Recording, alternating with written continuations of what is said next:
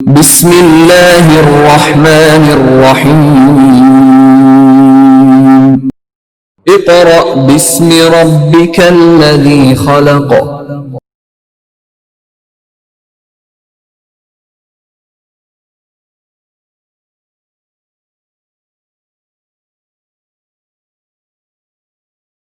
बिस्मिल्लाहिर्रहमानिर्रहीम। Dear students, आज हम वर्क फॉर डे 9 से अपना नेक्स्ट टॉपिक स्टार्ट करेंगे, which is chemical reactions of alkenes. Students, आपको याद होगा कि हमने अपने प्रीवियस लेक्चर में एल्कीन्स के बारे में केमिकल रिएक्शंस की डिस्कशन को स्टार्ट कर लिया था, जिसमें स्टूडेंट्स हमने डिस्कशन कुछ इस तरह की थी कि जितनी भी एल्कीन्स हैं वो तमाम की तमाम अपने अंदर एक कैरेक्टरिस्टिक रखती हैं, और वो कैरेक्टरिस्टिक उनकी ये है कि तमाम तर एल्कीन्स जो हैं वो एडिशन रिएक्शंस करती हैं। अब स्टूडेंट्स, इसी बेस पर आज हम केमिकल रिएक्शंस की तरफ मूव कर रहे हैं और हम देखेंगे कि कैसे एल्कीन्स अपने अंदर एडिशन रिएक्शंस को परफॉर्म करती हैं और कौन कौन सी टाइप्स हैं एडिशन रिएक्शन की जिनको एल्कीन्स परफॉर्म करेंगे। तो इस हवाले से मैंने व्हाइट बोर्ड पर 4 टाइप्स को मेंशन किया है कि ये 4 टाइप्स हैं जिनको एल्कीन्स जो हैं वो परफॉर्म कर सकती हैं। ठीक है, first is the hydrogenation of alkene. अब यहां पे एक वर्ड है हाइड्रो और सेकंड वर्ड है जिनेशन।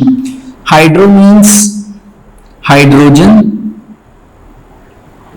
ठीक है जी, एंड जिनेशन मींस एडिशन, यानी एडिशन ऑफ हाइड्रोजन।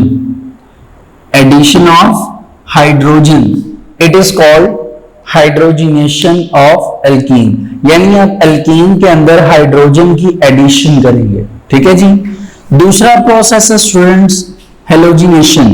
अब सेम वही बात है, एक वर्ड हेलो है, दूसरा है जिनेशन, यानी आप इसके बारे में क्या याद रखेंगे, एडिशन ऑफ हेलोजन, यानी अगर हेलोजन की एडिशन की जाए इट इज कॉल्ड हेलोजिनेशन। ठीक हो गया। थर्ड है स्टूडेंट हमारे पास हाइड्रो हेलोजिनेशन, यानी पहले हमने देखा हाइड्रोजिनेशन, यानी सिर्फ जिसमें हाइड्रोजन की एडिशन होगी इट इज कॉल्ड हाइड्रोजिनेशन। फिर हमने देखा हेलोजिनेशन, यानी सिर्फ जिसमें एडिशन ऑफ हेलोजन की बात होगी इट इज कॉल्ड हेलोजिनेशन। अब जो हमारे पास थर्ड कह लीजिए आप टाइप आ गई है केमिकल रिएक्शंस ऑफ एल्कीन की, वो क्या है, हाइड्रोहेलोजिनेशन। ठीक है, हाइड्रोहेलोजिनेशन मतलब कि हाइड्रोजन की एडिशन भी होगी एंड हेलोजन की एडिशन भी होगी। तो hydro means hydrogen, halogenation means halogen, यानी आप इसमें कहेंगे कि जी addition of hydrogen and halogen. ठीक है, जिसमें दोनों की एडिशन होगी hydrogen and halogen, it is called hydrohalogenation. ठीक हो गया जी। और फोर्थ नंबर पे स्टूडेंट्स हमारे पास है oxidation of alkene with KMnO4। ठीक है जी, KMnO4 को आप नाम देते हैं पोटेशियम पर मैग्नेट। ठीक है जी, पोटेशियम पर मैग्नेट जो है इसको एल्कीन्स में इसकी एडिशन की जाती है और उस एडिशन से ऑक्सीडेशन का प्रोसेस अगर होता है। ठीक है जी, जब हम इसकी डिस्कशन करेंगे तब हम इसको ब्रीफली डिस्कस करेंगे। अभी हम स्टार्ट करते हैं अपना जो फर्स्ट टाइप हमने डिस्कस की थी केमिकल रिएक्शंस की, हाइड्रोजिनेशन ऑफ एल्कीन्स। तो स्टूडेंट्स कुछ बातें तो आपको पहले से ही उसका नॉलेज है, जैसे हाइड्रोजिनेशन ऑफ एल्कीन्स में पहली बात आपको ये पता होनी चाहिए कि आपके पास जितनी भी एल्कीन्स हैं वो आपके पास तमाम की तमाम क्या है, अनसैचुरेटेड। ठीक है जी, अनसैचुरेटेड मीन टू से या तो डबल बॉन्ड होगा या ट्रिपल, क्योंकि एल्कीन्स हैं इस वजह से इनमें कौन सा बॉन्ड मौजूद होगा, डबल बॉन्ड। तो एल्कीन्स में डबल बॉन्ड होने की वजह से ये अनसैचुरेटेड है। आपने करना ये है कि आपने इन अनसैचुरेटेड एल्कीन्स में मॉलिक्यूलर हाइड्रोजन, क्या चीज, मॉलिक्यूलर हाइड्रोजन की क्या कर देनी है, मॉलिक्यूलर हाइड्रोजन की एडिशन कर देनी है। क्या कर देनी है, एडिशन, जिसकी वजह से क्या होगा कि ये जो अनसैचुरेटेड हाइड्रोकार्बन्स थे ये किस में कन्वर्ट हो जाएंगे, सैचुरेटेड हाइड्रोकार्बन्स में, विच इज अल्कीन। यानी आप अल्कीन में मॉलिक्यूलर हाइड्रोजन की एडिशन करेंगे जिस वजह से वो अल्कीन किस में कन्वर्ट हो जाएगी, एल्केन में। आइए अब इस रिएक्शन को परफॉर्म करते हैं। आप एक एल्कीन ले लीजिए, फॉर एग्जांपल आप ले रहे हैं जी CH2 डबल बॉन्ड CH2। ये आपके पास एक क्या है, एल्कीन है, यानी अनसैचुरेटेड हाइड्रोकार्बन है। ठीक है जी, आपने क्या करना है, इसमें मॉलिक्यूलर हाइड्रोजन की एडिशन करनी है। मॉलिक्यूलर यानी जो डायटोमिक होगा, ठीक है जी।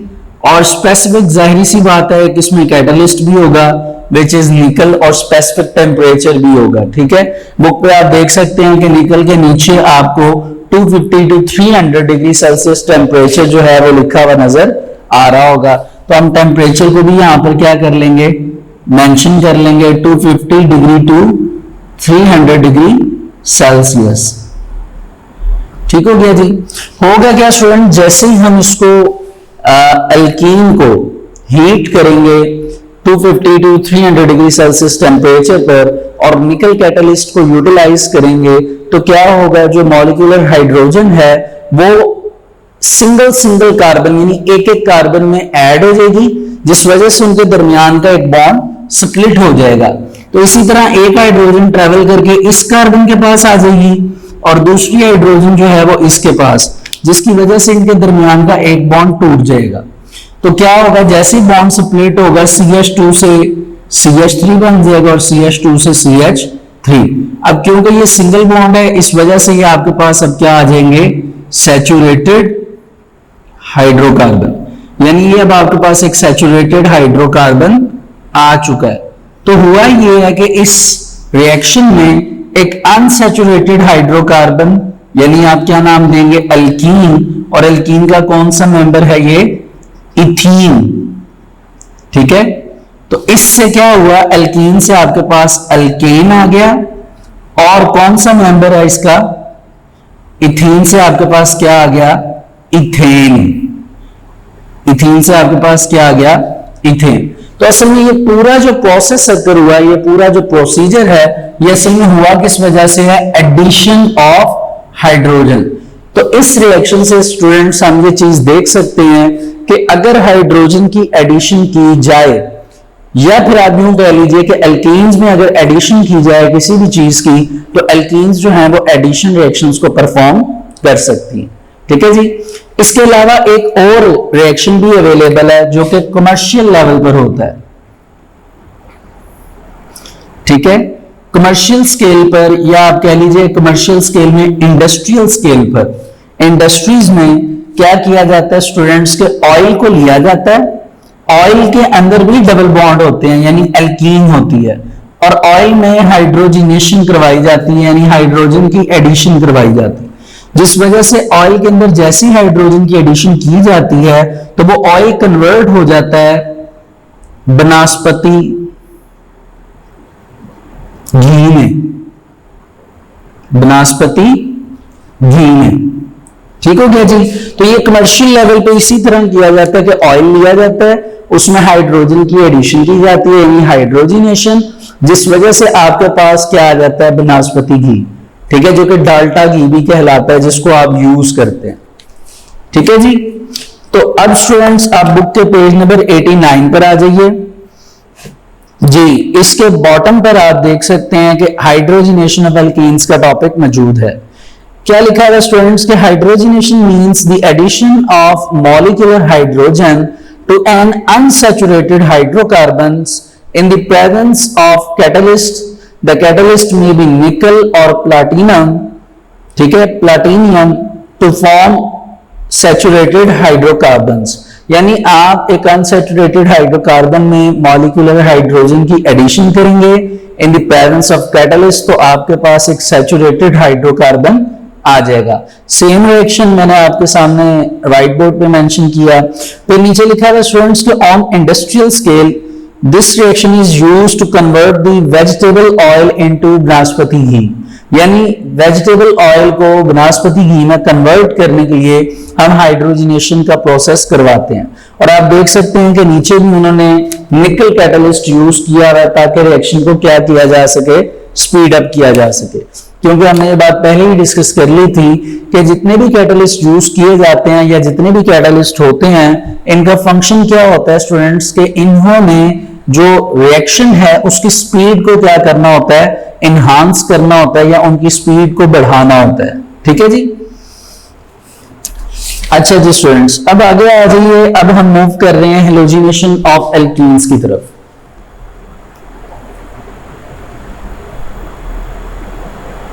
जी सेकंड नंबर पे स्टूडेंट्स हमारे पास आ जाता है जो टॉपिक, वो है halogenation of alkenes. Students first of all मैं आपको ये बात बता दूं कि ये हेलोजिनेशन ऑफ एल्कीन एक ऐसा टॉपिक है जिसके थ्रू आप किसी भी अगर आपने एक टेस्ट करना है जिसको हम कहते हैं जी identification test of unsaturated hydrocarbons, तो इस टेस्ट को परफॉर्म करने के लिए हम इस प्रोसेस को अकर करवाते हैं विच इज कॉल्ड हेलोजिनेशन। अब आप ये सोच रहे होंगे कि मैंने क्या एक टर्म यूज कर लिया आइडेंटिफिकेशन टेस्ट। तो कहने का मकसद ये है कि अगर आप इस चीज को आइडेंटिफाई करना चाहते हैं कि आपके पास गिवन जो ऑर्गेनिक कंपाउंड है वो डबल बॉन्ड वाला है यानी अनसैचुरेटेड है, तो उस पर यह टेस्ट किया जा सकता है विच इज कॉल्ड हेलोजिनेशन। आपको याद होगा जैसे हमने अपने प्रीवियस चैप्टर ऑर्गेनिक केमिस्ट्री में लास्ट पर टेस्ट फॉर अनसैचुरेशंस किए थे, ठीक है, अगर आपको याद हो तो उसमें फर्स्ट टू टेस्ट थे। पहला था ब्रोमीन वाटर टेस्ट और सेकंड था बायर्स टेस्ट। ठीक है जी, आपको याद होगा कि वो टेस्ट हमने किए थे किसी भी ऑर्गेनिक कंपाउंड की आइडेंटिफिकेशन के लिए जो कि अनसैचुरेटेड होता है, जिसमें जो फर्स्ट टेस्ट था वो था ब्रोमीन वाटर टेस्ट। तो असल में उसी वाटर टेस्ट की डिस्कशन यहां पर दोबारा होने जा रही है। फर्क सिर्फ इतना है कि यहां पर प्रॉपर जो डिस्कशन है वो होगी और प्रॉपरली बताया जाएगा कि ऐसा होता क्यों है।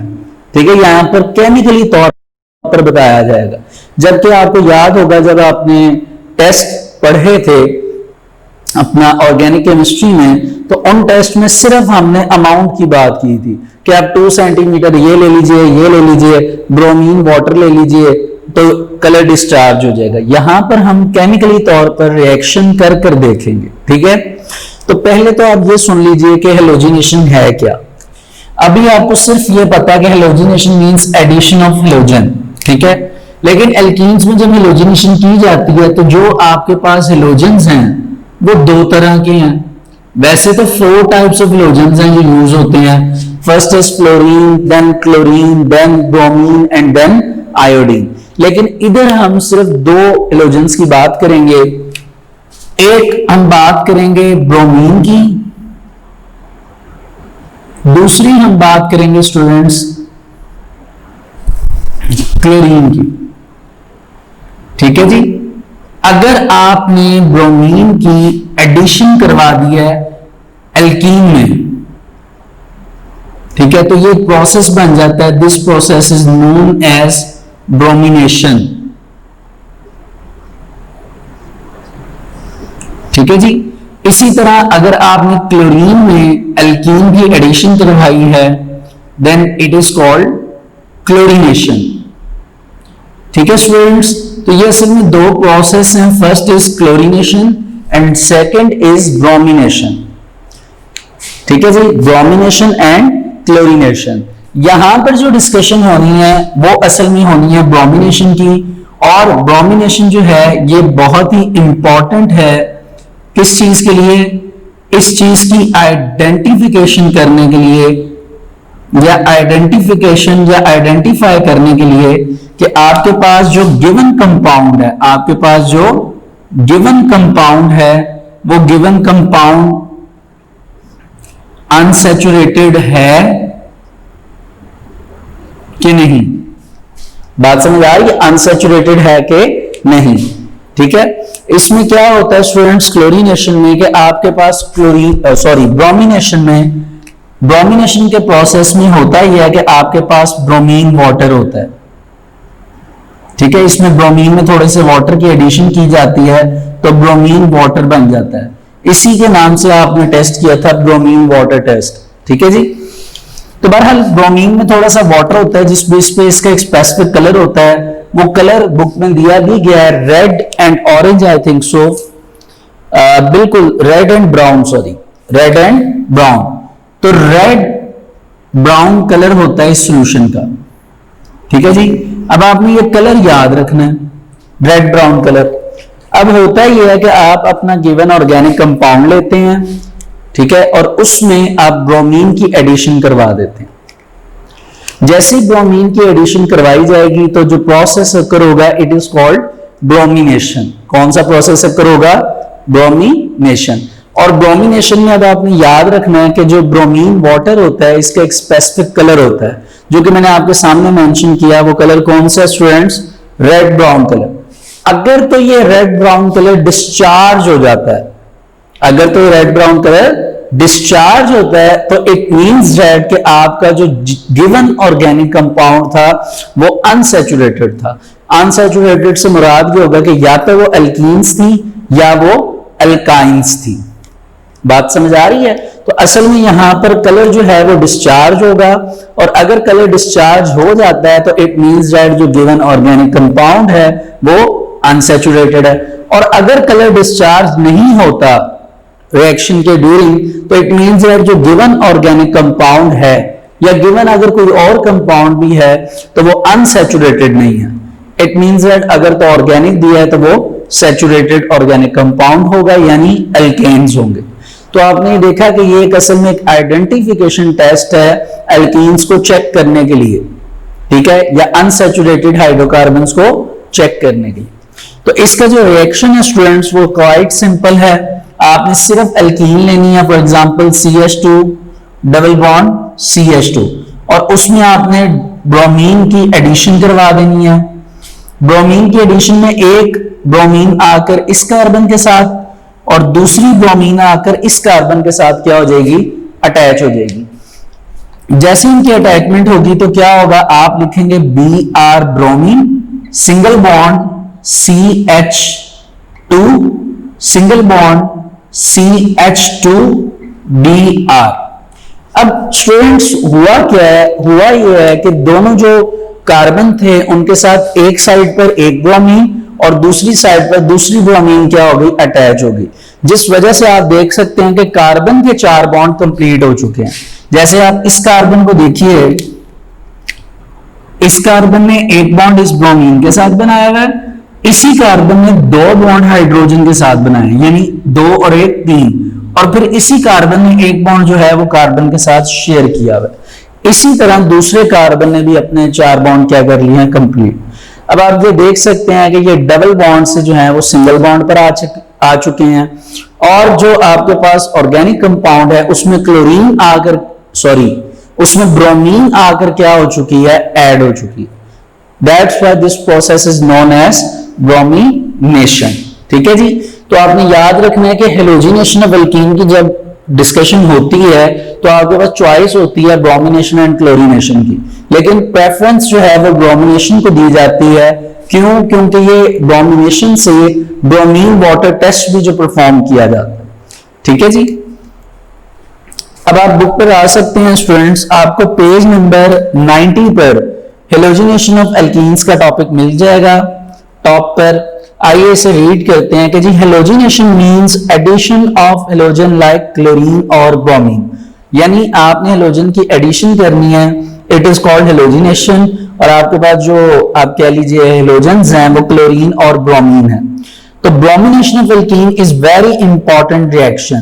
तो ब्रोमिनेशन इंपॉर्टेंट है, ठीक है, जब व्हेन ब्रोमीन वाटर, यानी जब ब्रोमीन वाटर लिया जाएगा। अब ब्रोमीन वाटर क्या है वो उन्होंने ब्रैकेट में लिखा है, a solution of bromine in water having red brown colour, यानी एक सोल्यूशन होगा इसका ब्रोमीन और वाटर का जिसका एक स्पेसिफिक कलर है red brown, is added to ethene, जब इसको इथीन में ऐड किया जाएगा जो कि एक इनर्ट सॉल्वेंट है लाइक कार्बन टेट्राक्लोराइड, यानी जिस तरह कार्बन टेट्राक्लोराइड है एक इनर्ट सॉल्वेंट है।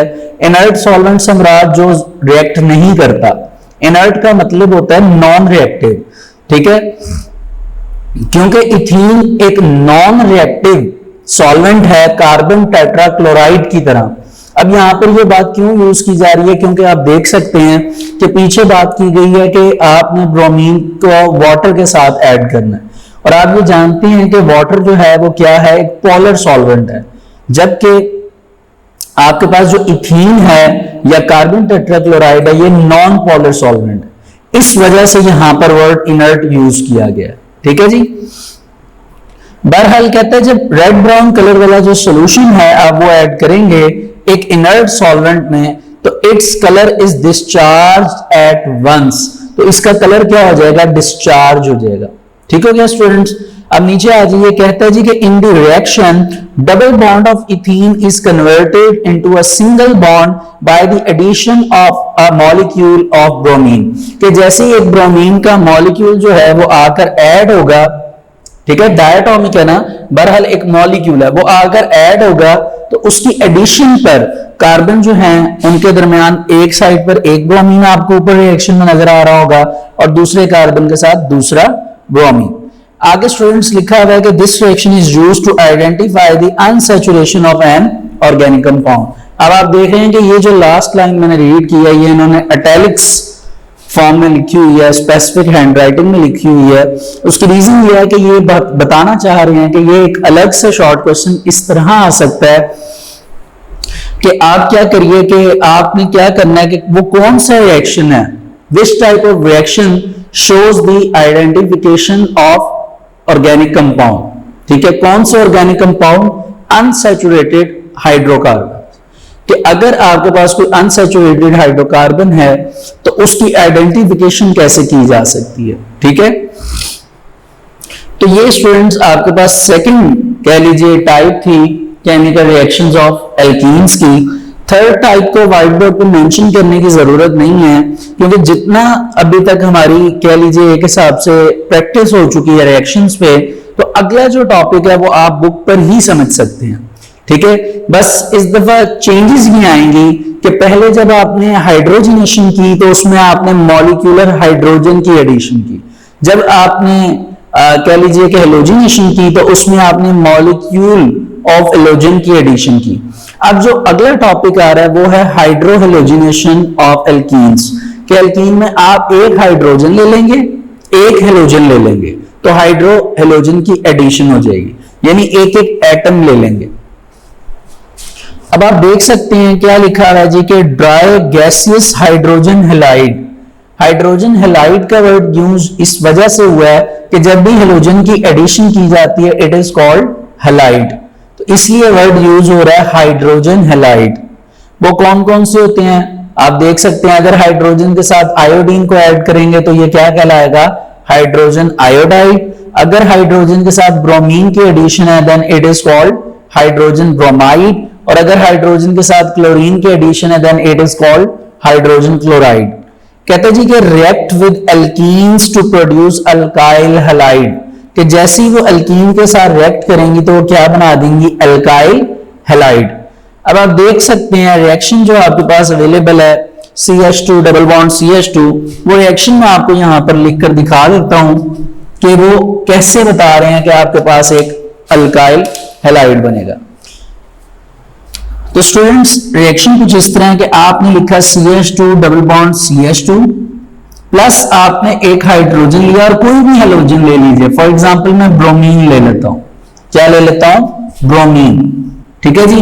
अब इस रिएक्शन को परफॉर्म करेंगे, परफॉर्मेंस कैसे होगी देखिए, एक हाइड्रोजन को फर्स्ट वाले कार्बन में ऐड कर दीजिए, ये देखिए यहां पर, तो क्या होगा, ये CH2 से क्या बन जाएगा, CH3, ठीक है जी। अब क्या होगा, जो ब्रोमीन है उसको आप ऐड कर दीजिए दूसरे कार्बन के साथ, तो आप क्या करेंगे CH2Br। अब आपने देखा मैंने बीच में स्पेस छोड़ दी, क्यों? अब आप देखिए पहले डबल बॉन्ड था, लेकिन उसकी रीजन क्या थी कि हाइड्रोजन 2 थे। अब क्या होगा, यहां पर सिंगल बॉन्ड रह जाएगा, क्योंकि यहां पर हाइड्रोजन क्या हो चुके हैं, 3 हो चुके हैं। अब आप सिंगल बॉन्ड लगाएंगे तो दोनों कार्बन के आप बॉन्ड काउंट कर सकते हैं। इस कार्बन ने 3 बॉन्ड हाइड्रोजन के साथ बनाए हैं, एक कार्बन के साथ शेयर किया है, ये स्टेबल। इस कार्बन ने एक बॉन्ड इस कार्बन के साथ, 2 हाइड्रोजन के साथ 3, और एक किसके साथ बनाया, ब्रोमीन के साथ। अब आप ये देखिए ये क्या चीज है, CH3CH2 क्या चीज है? तो स्टूडेंट CH3CH2 असल में एक अल्काइल है जिसको आप प्रेजेंट करेंगे कैपिटल R से, और इसके साथ एक हेलोजन है जिसको आप प्रेजेंट करेंगे X से। तो ये आपका क्या बन जाएगा, अल्काइल हैलाइड। ठीक है जी, ये आपका क्या बन जाएगा, अल्काइल हैलाइड। अब आप बुक पर देख सकते हैं, आपको बुक पर नजर आ रहा होगा कि पहला रिएक्शन जो उन्होंने लिखा हुआ है CH2 डबल बॉन्ड CH2, उसमें एडिशन किसकी की है, HX की। ठीक है, और आगे आप जाकर देख सकते हैं कि CH3CH2 और आगे क्या लगा हुआ है, X लगा हुआ है। नीचे आप देखें तो लिखा हुआ है CH3CH2Br। तो असल में CH3CH2 क्या चीज है, अल्काइल। और उन्होंने प्रेजेंट तो नहीं किया, लेकिन मैंने लिख दिया है कि यहां पर अल्काइल को आप कैपिटल R से क्या करेंगे, शो करेंगे। और ये बात आप ऑर्गेनिक केमिस्ट्री जो आपका प्रीवियस चैप्टर था उसमें होमोलोगस सीरीज के नीचे अल्काइल रेडिकल्स के बारे में आप पढ़कर आए हैं। ठीक है जी, तो यहां तक अब आप देख सकते हैं कि ये इन्होंने हाइड्रोहेलोजिनेशन ऑफ अल्कीन्स के बारे में बताया हुआ है, और फिर नीचे ऑर्डर ऑफ रिएक्टिविटी लिखी हुई है। ऑर्डर ऑफ रिएक्टिविटी यानी सबसे पहले कौन रिएक्ट करेगा जी, आयोडीन एज अ हेलोजन, फिर ब्रोमीन और फिर क्लोरीन। ये इन्होंने ऑर्डर ऑफ रिएक्टिविटी बताई है। बहरहाल स्टूडेंट्स, हम यहां तक आज इसको रखते हैं अपने वर्क फॉर डे 9 को, जिसमें आप देख सकते हैं कि हमने स्टूडेंट्स आपके सामने chemical reactions of alkene start किया, जिसमें हमने hydrogenation of alkene, halogenation of alkene and hydrohalogenation of alkenes का जो टॉपिक है वो कंप्लीट किया। अब आपने स्टूडेंट्स क्या करना है, फर्स्ट ऑफ ऑल कि आपने इनमें से शॉर्ट क्वेश्चंस प्रिपेयर करने हैं। ठीक है, उसके साथ साथ इसमें बहुत इंपॉर्टेंट एमसीक्यू हैं। फॉर एग्जांपल कि what is the colour of bromine water. ठीक है, उसमें आपको ऑप्शंस आ सकती हैं, red yellow, brown red, red brown, none of these. इस तरह तो आपने इसमें से बहुत इंपॉर्टेंट एमसीक्यू हैं जिनको सेपरेट करना है। ठीक है जी, तो बहरहाल स्टूडेंट्स आज हम अपना वर्क फॉर डे 9 यहां तक कंप्लीट करते हैं। होपफुली आपको लेक्चर समझ आया होगा। Thank you so much dear students. अब हम वर्क फॉर डे 10 से अपना लेक्चर स्टार्ट करेंगे, which is chemical reactions of alkenes. Students, जैसे कि आप जानते हैं कि ये लेक्चर हमारा पहले से ही इस टॉपिक से स्टार्ट है, जिसमें आज हमने एल्कीन्स की 4th टाइप की बात करनी है, which is oxidation of alkenes with potassium permanganate, which is also known as KMnO4। ठीक है जी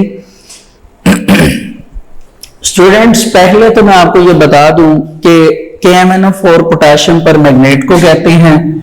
दूसरी बात, जो केमिकली तौर पर इसकी अपनी एक प्रॉपर्टी है कि KMnO4 यानी पोटेशियम परमैंगनेट जो है इसका कलर पिंक होता है। इस सॉल्यूशन का कलर क्या होता है, पिंक।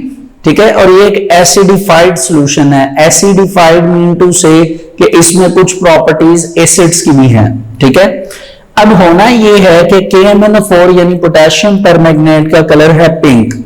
ठीक है, और अगर इस पिंक कलर को यानी पोटेशियम परमैंगनेट सॉल्यूशन को ऐसे ऑर्गेनिक कंपाउंड में डाला जाए जिस ऑर्गेनिक कंपाउंड की वजह से इसका कलर यानी जो पिंक कलर है वो डीकलराइज हो जाए या डिस्चार्ज हो जाए, तो आप ये कह सकते हैं कि आपके पास जो गिवन ऑर्गेनिक कंपाउंड था वो गिवन ऑर्गेनिक कंपाउंड कौन सा था, अनसैचुरेटेड। यानी इन शॉर्ट आप उनको अनसैचुरेटेड हाइड्रोकार्बन्स का नाम देंगे। अगर तो इसका पिंक कलर डिकलराइज हो जाता है, इट मींस दैट कि गिवन ऑर्गेनिक कंपाउंड जो आपके पास मौजूद था वो अनसैचुरेटेड हाइड्रोकार्बन्स थे, लाइक अल्कीन्स। और अगर इसका पिंक कलर डिस्चार्ज या डिकलराइज नहीं होता, इट मींस दैट कि गिवन ऑर्गेनिक कंपाउंड क्या है, सैचुरेटेड। ठीक हो गया जी। अब पहले तो आपको ये बात पता होनी चाहिए। दूसरी बात ये है कि जैसे ही स्टूडेंट्स आप KMnO4 को, अगर आपके पास फॉर एग्जांपल जो ऑर्गेनिक कंपाउंड है अनसैचुरेटेड हाइड्रोकार्बन्स हैं और उनके अंदर आप पोटेशियम परमैंगनेट सॉल्यूशन को पुट करते हैं और उसका पिंक कलर जब डीकलराइज होगा तो असल में केमिकली तौर पर उसकी ऑक्सीडेशन हो रही है एल्कीन्स की। वो ऑक्सीडेशन ऐसे होगी स्टूडेंट्स कि जो डबल बॉन्ड मौजूद होंगे जो डबल बॉन्ड मौजूद होंगे एल्कीन्स के, वो रिएक्ट करेंगे किसके साथ, जो पोटेशियम परमैंगनेट है उसमें MnO4 आयंस के साथ। क्योंकि आपको पता है MnO4 एक आप कह लीजिए ये एक साइड पर है और K एक अलग साइड पर है। K means sorry K means potassium, MnO4 ions होंगे।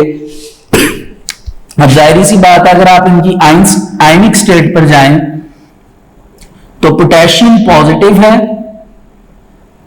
पोटेशियम पॉजिटिव है, जबकि MnO4 जो है वो क्या है, नेगेटिव आयंस है। तो इसी वजह से जो एल्कीन आप पुट कर रहे हैं डबल बॉन्ड वाली अनसैचुरेटेड हाइड्रोकार्बन वाली, वो जाएगी डबल बॉन्ड वाली, उसके पास जो इलेक्ट्रॉन्स हैं वो जाके रिएक्ट करेंगे MnO4 आयंस के साथ। ठीक है, और MnO4 आयंस को वो स्टेबल बनाने के लिए उसको कन्वर्ट कर देंगे MnO2 में। ठीक है, MnO2 यानी ऑक्सीजन डायटोमिक हो जाएगा Mn के साथ। ठीक है, और इसके साथ एक कंपाउंड तैयार होगा which is called ethane diol. अब इथेन डाइऑल क्या है, सबसे पहले तो आपको वर्ड इथेन लिखा हुआ नजर आ रहा है। इथेन मींस कि ये सिंगल बॉन्ड यानी एक एल्कीन है। ठीक है जी। अब यहां पर डाई का मतलब क्या होगा, तो स्टूडेंट डाई का मतलब होगा दो, और जहां पे वर्ड ऑल आ जाए इट मींस दैट वहां पे हाइड्रोक्सिल DRO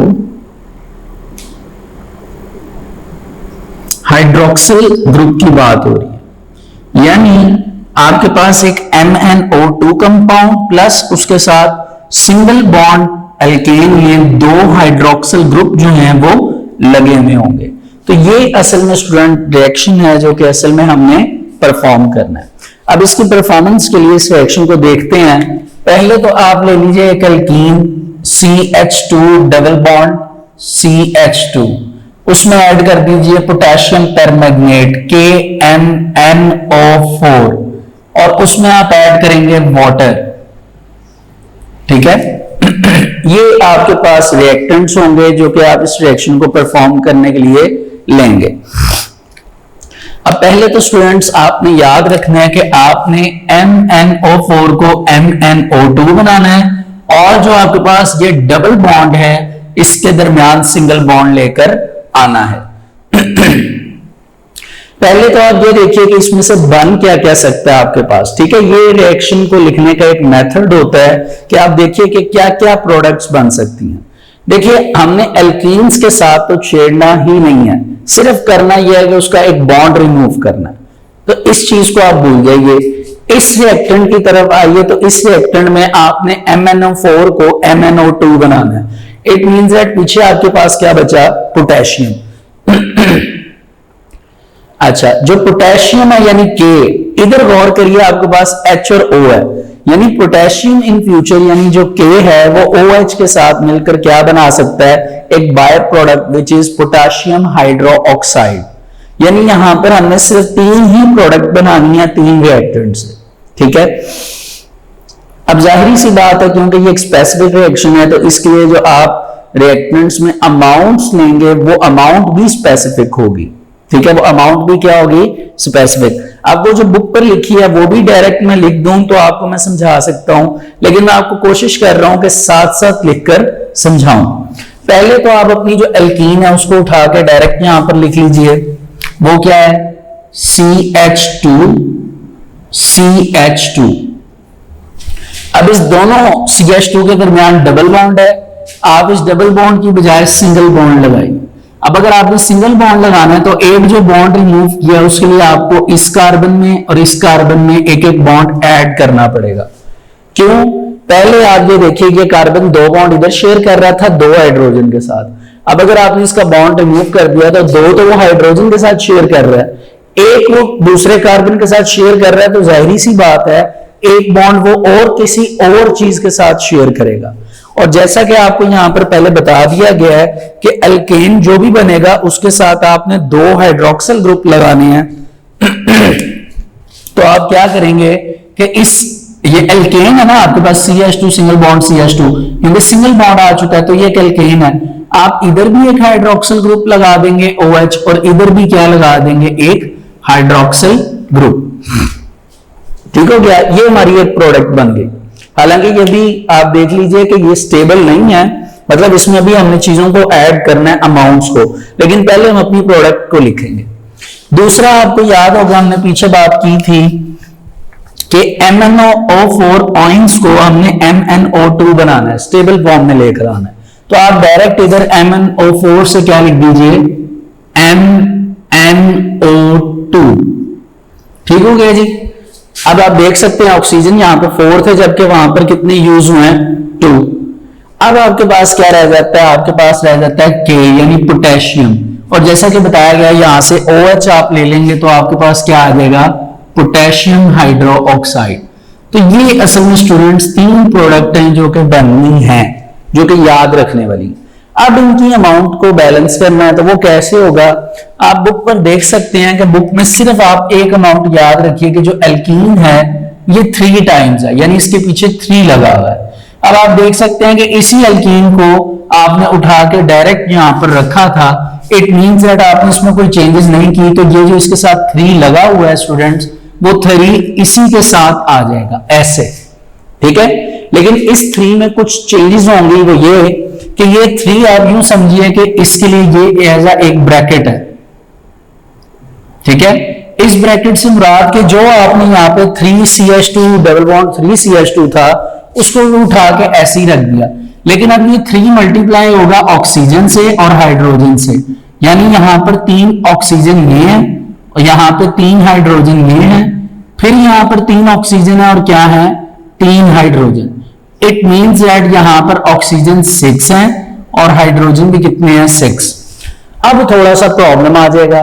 प्रॉब्लम क्या आएगा कि देखिए यहां पर जो ऑक्सीजन थे वो तो थे 4 में से तो पहले ही 2 जा चुके थे, अब यहां पर तो 2 ऑक्सीजन है, अब ये बैलेंस नहीं हो रहा, तो बैलेंस करने के लिए हम ये करेंगे कि हम यहां पर इसके पीछे 1 है, तो बैलेंस करने के लिए इसके पीछे लगा देंगे 2। अब स्टूडेंट जैसे ही 2 लगाएंगे तो आप ये देखिए इस 2 को सिर्फ आप MnO4 के साथ देखिए, जैसे ही आपने 2 लगाया MnO4 यानी वो ट्वाइस डबल हो गए, तो अब 2 MnO4 था, जबकि यहां पर Mn जो है वो 1 है। आप यहां पर 2 लगा दीजिए, पहले इसको हम बैलेंस कर लेते हैं, 2 Mn हो जाएंगे, ऑक्सीजन कितने हो जाएंगे, 4। जबकि अब आप देखिए यहां पर ऑक्सीजन अब 4 नहीं, अब आप देख सकते हैं कि अब ऑक्सीजन कितनी होंगे, यहां पर 2 4s are 8। ठीक है, 8 में से यहां पर कितने यूज हो गए ऑक्सीजन, 4। अब कितने ऑक्सीजन है हमारे पास, सिर्फ 4, जबकि अभी हमने यहां पर भी ऑक्सीजन को बैलेंस करना है। अब क्योंकि ऑक्सीजन को बैलेंस करना है, ऑक्सीजन कम है, तो हमारे पास सिर्फ ऑप्शन बचती है वाटर की, कि हम वाटर के अंदर एडिशन करें इतनी कि हमारे पास जो ऑक्सीजन की डेफिशिएंसी आ रही है वो कंप्लीट हो सके। तो आप ये देखिए कि बुक पर उन्होंने कहा कि अगर आप यहां पर 4 लगा दें तो आपकी सारी चीजें बैलेंस हो सकती हैं। अब सारी चीजें कैसे बैलेंस हो सकती हैं वो आप देखिए कि जैसे यहां पर 4 लगाया, आपके पास ऑक्सीजन कितनी हो गए 4 ऑक्सीजन ये हो गए और 8 ऑक्सीजन ये थे, 8 और 4 कितने हो गए, 12 में से आप 6 ऑक्सीजन ये निकाल दीजिए। ठीक है, 6 गए और यहां से कितनी ऑक्सीजन गए, 6 और 4 10, पीछे कितने बचे, 2। तो वो 2 ऑक्सीजन बैलेंस करने के लिए आपने KOH के पीछे 2 लगा दिया। आपने जैसे ही 2 लगाया तो 2 ऑक्सीजन यहां पर क्या हो गए, कंप्लीट। यानी यहां तक आपके ऑक्सीजन क्या हो चुके हैं, कंप्लीट। लेकिन अब आपके ऑक्सीजन ही कंप्लीट नहीं हुए, बाकी भी सब कुछ बैलेंस हो चुका है, क्योंकि यहां पर 2K था, तो आप देख सकते हैं कि यहां पर क्या हो जाएगा 2K। अब आपने सिर्फ हाइड्रोजन को बैलेंस करना है। हाइड्रोजन हमारे पास कितने हैं, देखिए ये वाले तो हाइड्रोजन यूज नहीं होंगे, इसमें हाइड्रोजन है नहीं, हमारे पास सिर्फ हाइड्रोजन है वाटर में, और वो कितने हैं 4 2 8। अब 8 को बैलेंस करना क्वाइट सिंपल है, यहां पे 6 हाइड्रोजन ये थे, और देखिए यहां पे कोई हाइड्रोजन नहीं है, यहां पर कितने हाइड्रोजन है 2, 6 और 2 कितना होता है स्टूडेंट्स 8। तो आपने देखा कि हमने इस रिएक्शन को क्या कर लिया, बैलेंस कर लिया। ठीक है जी, तो ये असल में एक्चुअल रिएक्शन है जो कि परफॉर्म हुआ, जिसमें आप देख सकते हैं, इसको रिमूव कर देते हैं ताकि मैं आपको प्रोडक्ट दिखा सकूं। ठीक है, ये ब्रैकेट हम रिमूव कर देंगे। ठीक, अब आप ये देखिए कि ये आपकी असल में जो है वो प्रोडक्ट है। ये इस प्रोडक्ट में आप देखिए स्टूडेंट्स, आपको क्या नजर आ रहा है कि फर्स्ट ऑफ ऑल इसमें सिंगल बॉन्ड है, जिस वजह से इसको नाम दिया इथेन। इसमें आप देख सकते हैं कि 2 हाइड्रोक्सिल ग्रुप लगे हैं, जिस वजह से इसको क्या नाम दिया है डाइओल। तो इसका नाम क्या बन जाएगा इथेन डाइओल। ठीक है, बुक में उसके साथ लिखा हुआ है 1 और 2। वो 1 और 2 इस वजह से लिखा हुआ है, वो असल में कार्बन की पोजीशन लिखी हुई है कि पहले नंबर पे भी हाइड्रोक्सिल ग्रुप है, दूसरे नंबर पे भी, यानी 1 2 इथेन डाइओल का मतलब ये है कि 2 हाइड्रोक्सिल ग्रुप जो हैं वो पहले और दूसरे कार्बन के ऊपर लगे हुए हैं, और वो असल में जो कार्बन है वो क्या कहला रहे हैं इस वक्त, इथेन। ठीक हो गया, एक तो हमारी ये प्रोडक्ट थी जो कि असल में हमने बनानी थी, इथेन डाइओल। उसके साथ MnO4 ने MnO2 की फॉर्म में आना था, तो वो आप देख सकते हैं कि वो MnO4 से, यानी ये MnO4 है, इससे MnO2 की फॉर्म में आ चुके हैं। और एक जो एक्स्ट्रा प्रोडक्ट बनी है which is called by product, वो हमारे पास कौन है, पोटेशियम हाइड्रो ऑक्साइड। तो ये स्टूडेंट असल में एक रिएक्शन है जिसमें अगर तो आपके पास ये एल्कीन है, जाहिर सी बात है इसको आपने क्या नाम दिया था, अनसैचुरेटेड हाइड्रोकार्बन। तो इस अनसैचुरेटेड हाइड्रोकार्बन में आप जैसे ही पोटेशियम परमैंगनेट को ऐड करेंगे, तो पोटेशियम परमैंगनेट का कलर हम पढ़ कर आए वो क्या था, पिंक। अगर तो ये अनसैचुरेटेड हाइड्रोकार्बन है तो पोटेशियम परमैंगनेट जो पिंक कलर है वो क्या हो जाएगी, डीकलोराइज हो जाएगी। ठीक है, और इसका डीकलोराइज होना ही इस चीज का सबूत है, इस चीज का प्रूव है कि गिवन जो ऑर्गेनिक कंपाउंड है वो अनसैचुरेटेड। अगर ये डीकलोराइज नहीं होती, इसका पिंक कलर पिंक ही रहता है during reaction, it means that कि गिवन ऑर्गेनिक कंपाउंड अनसैचुरेटेड नहीं है। ठीक हो गया जी। तो ये स्टूडेंट एक आपका इंपॉर्टेंट क्वेश्चन है पेज नंबर 90 पर, oxidation of alkene with KMnO4 means potassium permanganate. तो स्टूडेंट्स ये एक तो इंपॉर्टेंट लॉन्ग इसलिए है, आपको आइडिया हो गया होगा जब हमने इसको राइट करना स्टार्ट किया, समझना स्टार्ट किया। दूसरा ये आपका एक लॉन्ग क्वेश्चन भी है, इस वजह से ये इंपॉर्टेंट है। आइए अब इसकी रीडिंग कर लेते हैं। कहते हैं जी, alkenes decolourise the pink colour of acidified dilute solution of potassium permanganate. Acidified उसकी प्रॉपर्टी है कि वो एसिडिक है, डाइल्यूट सॉल्यूशन इस वजह से क्योंकि इसको वाटर में बनाया गया है, इसी वजह से यहां पर पोटेशियम परमैंगनेट के साथ हमने किस चीज की एडिशन की है, वाटर की। Okay, because the double bond of electrons react with MnO4 ions which further goes to form MnO2 and ethene glycol which is also called 1,2-ethane diol, such as there is addition of 2 hydroxyl group at the double bond, यानी 2 hydroxyl group ये आप देख सकते हैं ये कहां पर आकर ऐड हुए हैं जहां पर पहले से क्या था, डबल बॉन्ड।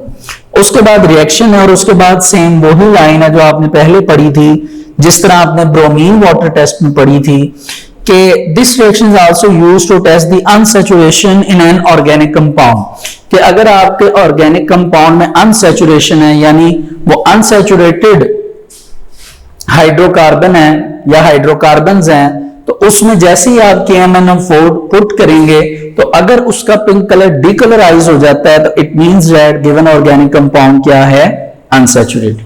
जिस तरह आपने अपने प्रीवियस जो वर्क फॉर डे 9 था उसमें देखा था, जब हमने ब्रोमीन वाटर टेस्ट किया था तो उसमें हमने एक स्पेसिफिक कलर दिया था ब्रोमीन वाटर को, which is red and brown colour, ठीक है। अगर वो डिस्चार्ज हो जाता है तो it means that given organic compound unsaturated है। तो ये आप कह सकते हैं कि ये आइडेंटिफिकेशन टेस्ट होते हैं, ठीक है, to check the given compound या given organic compound is saturated और अनसैचुरेटेड, ठीक है जी। तो यहां तक स्टूडेंट्स हमारे जो रिएक्शंस हैं, एडिशन रिएक्शंस ऑफ एल्कीन्स, वो कंप्लीट होते हैं। अब इसके साथ आगे हम ethylene which is also called ethene, उसकी यूजेस को देखेंगे। तो स्टूडेंट फर्स्ट ऑफ ऑल जो पहली यूज हमें दी गई है वो है आर्टिफिशियल राइपनिंग ऑफ फ्रूट्स, कि आर्टिफिशियली तौर पर, आर्टिफिशियल वे से, इंडस्ट्रियल लेवल पे आप कह लीजिए, ठीक है, क्या किया जाता है कि फ्रूट्स को राइप किया जाता है। राइप का मतलब कि उनको केमिकल्स लगाए जाते हैं और उन केमिकल में एक इथीन केमिकल है जिनसे वो फ्रूट जवानी की तरफ बढ़ते हैं, जवानी कह लीजिए या यूं कह लीजिए अपनी अडल्ट स्टेज पर पहुंचते हैं, ठीक है। जैसे कि आप ये जानते हैं कि हमारा जो कंट्री है, स्पेसिफिकली पाकिस्तान, ये ओवर पॉपुलेशन का शिकार है। ओवर पॉपुलेशन की वजह से आपको पता है जो नीड्स एंड डिमांड्स हैं वो बहुत ज्यादा हैं हर चीज की, चाहे वो आप कह लीजिए कि आपका हाउस डिमांड है, रहने की जगह डोमेस्टिक लेवल पर, या आप कह लीजिए खाने का प्रॉब्लम है। तो जितना भी फूड साइंसेस का प्रोसेस है जिसमें फूड तैयार किया जाता है, उस प्रोसेस में एल्कीन को यूज किया जाता है एज अ इथीन के तौर पर, डबल बॉन्ड वाली, जो क्या करती है, फ्रूट्स को राइप कर देती है, जिस वजह से आप कह लीजिए कि फ्रूट्स की प्रोडक्शन फास्ट हो जाती है, ठीक है, जिससे हमारी जो डिमांड है एक ओवर पॉपुलेटेड कंट्री में वो कंप्लीट हो सकती है। इसी की एग्जांपल एक राइट साइड पे आप देख सकते हैं कि राइपनिंग ऑफ बनानास की गई है। बनानास जो होते हैं, बनाना भी जिसको कहते हैं, इनकी राइपनिंग जो है वो इस तरह ही की जा सकती है, ठीक है जी। उसको एज अ ऑब्जर्वेशन के तौर पर आप रीड कर सकते हैं, आपको एक कंक्लूजन जरूर नजर आ जाएगा। फिर दूसरा स्टूडेंट पॉइंट है एज अ जनरल एनेस्थेटिक, यानी एनेस्थीसिया के तौर पे जनरल जो बेहोश है उसको करने के लिए इसको यूज किया जाता है, ठीक है जी। इसके अलावा स्टूडेंट्स इथीन से मैन्युफैक्चरिंग की जाती है पॉलीथीन की। पॉलीथीन वैसे शॉपर को भी कहा जाता है, ठीक है। बहरहाल पॉलीथीन क्या है, वो असल में प्लास्टिक मटेरियल होता है। आपने देखा होगा जितने भी शॉपर्स होते हैं वो प्लास्टिक फॉर्म में ही होते हैं। तो इसी वजह से यहां पर लिखा गया है कि polythene is a plastic material. लेकिन इसको सिर्फ यहां तक ही लिमिटेड नहीं रखा जाता, इससे बाकी डिफरेंट प्रोडक्ट्स भी तैयार करवाई जाती हैं। फॉर एग्जाम्पल आगे आप देख सकते हैं उन्होंने लिखा हुआ है पैकेजिंग, टॉयज, बैग्स एटसेट्रा। ये तमाम चीजें जो हैं ये पॉलीथीन से तैयार होती हैं। और पॉलीथीन किस चीज से तैयार हो रहा है, इथीन से। इसके अलावा स्टूडेंट्स इथीन से आप अलॉट ऑफ अमाउंट या लार्ज अमाउंट ऑफ केमिकल्स को प्रिपेयर कर सकते हैं। For example as a starting material for the manufacturing of large number of compounds. Starting material के इनको स्टार्ट में यूज किया जाता है। जैसे आप देखिए कि इस रिएक्शन में आपने एल्कीन को यूज किया एज अ स्टार्टिंग मटेरियल, जिससे आपने एक प्रोडक्ट तैयार की which is called ethane diol, ठीक है। तो स्टार्टिंग मटेरियल का मतलब जो रिएक्शन में सबसे पहले यूज किया जाएगा। तो इसी तरह इथीन को यूज करके आप क्या क्या बना सकते हैं। First of all ethylene oxide which is also known as ethene oxide. इसके अलावा इथाइल अल्कोहल, ठीक है, इसको आप एक हिसाब से इथाइल अल्कोहल को उर्दू में शराब भी कहते हैं। इसके अलावा ethylene glycol, di ethyl ether etcetera, ये चीजें जो हैं आप क्या करते हैं, प्रिपेयर करते हैं। अब ये जितनी मटेरियल्स के हमने नाम लिए हैं इनमें से एक दो के आप कह लीजिए कि फंक्शंस आगे बताए गए हैं कि कहां कहां ये यूज होते हैं। जैसे आप देखिए कि इथाइलिन ऑक्साइड को एज अ फर्मिजेंट के तौर पर यूज किया जाता है। स्टूडेंट, फर्मिजेंट क्या होता है? ये असल में फर्मिजेंट एक गैसियस स्टेट में पाया जाने वाला केमिकल है जिसको यूज किया जाता है एज अ पेस्टिसाइड के तौर पर। ठीक है, पेस्टिसाइड्स के तौर पर इनको यूज किया जाता है। इसके अलावा इथाइलिन ग्लाइकोल को एज अ एंटीफ्रीजर यूज किया जाता है। ठीक है, एंटीफ्रीज कहते हैं कि अगर कोई चीज फ्रीजिंग है, फ्रीजिंग पॉइंट पर है, तो उसके ओपोनेंट जो चीज जाहिर सी बात है इस्तेमाल होगी वो एंटीफ्रीज होगी। ठीक है, यानी उसको हीट अप करने के लिए। इसके अलावा आपके पास जो ईथर यानी डायथाइल ईथर है और इथाइल अल्कोहल है वो एज अ सॉल्वेंट के तौर पर यूज होते हैं, एज अ लिक्विड फॉर्म में पाए जाते हैं और उनको आगे से डिफरेंट वे के लिए यूज किया जाता है। इसके अलावा स्टूडेंट जो अगला पॉइंट है वो इंटरेस्टिंग है, वो आपकी हिस्ट्री से भी जुड़ा हुआ है। अगर आपको कुछ आइडिया हो, कुछ ना कुछ नॉलेज जरूर होगा अबाउट वर्ल्ड वॉर 2। ठीक है, आपकी इस अर्थ पे जिस दुनिया में हम रहते हैं इसमें अभी तक 2 वर्ल्ड वॉर हो चुकी हैं। पहली वर्ल्ड वॉर 1914 से लेकर 1918 तक हुई थी, 4 इयर्स 4 साल की वॉर थी जो लगी हुई थी। उसके बाद सेकेंड वर्ल्ड वॉर हुई थी जो 1939 से स्टार्ट हुई थी और 1945 तक गई थी। तो स्टूडेंट जो सेकेंड वर्ल्ड वॉर हुई थी उसमें जो बेसिकली एक कह लीजिए एक आर्मी चीफ थे which is named as Hitler. तो जो हिटलर थे उन्होंने उस वक्त वर्ल्ड वॉर 2 के अंदर एक केमिकल यूज किया था जो कि एक पॉइजनस केमिकल था which is called mustard gas. ठीक है, तो उस मस्टर्ड गैस को प्रिपेयर किया जाता है इथीन से। तो नेक्स्ट पॉइंट हमारा यही है कि for making poisonous mustard gas यानी जहरीली मस्टर्ड गैस इस्तेमाल की गई थी, बनाई जाती है इससे, which is used in chemical warfare.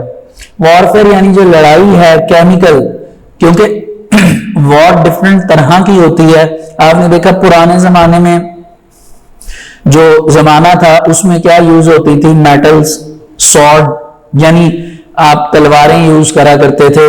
With the passage of time इसमें एडवांसमेंट आती गई और अब तो लास्ट आप कह लीजिए अराउंड अबाउट 70 इयर्स अगो जो यूज हुई थी वो पॉइजनस गैस इस्तेमाल हुई थी। ठीक है, इसी तरह आज आप देख सकते हैं आज बायो वॉर है।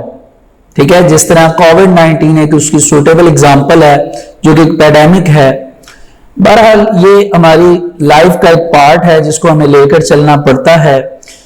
अभी तक के लिए मैं आपको ये कहूंगा कि ये हमने यहां तक 5 यानी 5 यूजेस जो हैं वो रीड कर ली हैं इथीन की, और इन इथीन की जो 5 यूजेस को हमने रीड किया है इनको आपने as a long question as well as short question के तौर पर प्रिपेयर करना है। और स्टूडेंट्स इसके अलावा बहुत इंपॉर्टेंट एमसीक्यू हैं इनमें जिनको आपने सेपरेट करना है। For example, for what purpose ethylene glycol is used, तो आपने उसका पर्पस याद करना है एज अ एंटीफ्रीज। एंटीफ्रीज इसका पर्पस है जिसके लिए उसको यूज किया जाता है। इसी तरह इथाइलिन ऑक्साइड को एज अ फर्मिजेंट के तौर पर यूज किया जाता है। तो आपने स्टूडेंट्स इन टॉपिक्स में से एमसीक्यूज को सेपरेट करना है और इन दोनों टॉपिक्स को एज अ लॉन्ग क्वेश्चन के तौर पर प्रिपेयर करना है। तो आज स्टूडेंट्स हम अपना वर्क फॉर डे 10 यहां तक कंप्लीट करते हैं। Thank you so much.